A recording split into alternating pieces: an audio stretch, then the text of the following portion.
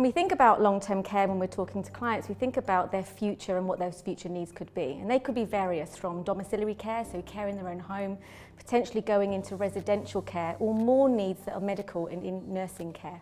I generally start talking to clients about long-term care as early as the point they retire. This, for most clients, is the unknown of their future. They know what they want when they first retire, they know what they want for those first few years. What they don't know is the unknown cost of potential care later. I tend to start with working this out for them, talking about the average stay in care, the cost of care homes, and how we can mitigate that going forward. The key to financial success is doing it early on. So the sooner we can get rid of these unknowns, the better our plan will be.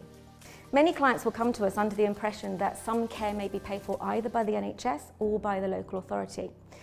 If it is covered by the NHS, it's very rare and it comes under NHS continuing care. The local authority, however, will do a financial assessment, and that currently comes under the means test, and it's very, very straightforward. If a client has more than £23,250 worth of personal assets, they are self-funders and they won't receive any financial help from the local authority.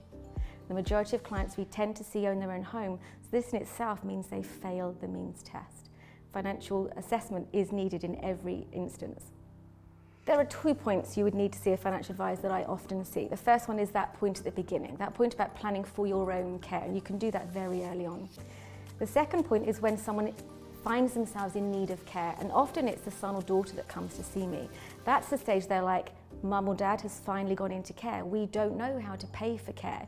We don't know whether to sell the house. We don't know whether to rent the house. We don't know whether to use investments or just put the money into cash. There's so many unknowns because ultimately they don't want the money to run out, and that is the key. So by getting financial advice at that time, and this needs to be specifically qualified, so I always point people in the direction of the SOLLA. This stands for Society of Later Life Advisors. There's very few in the UK that are qualified in this area, but it's specifically qualified for long-term care advice.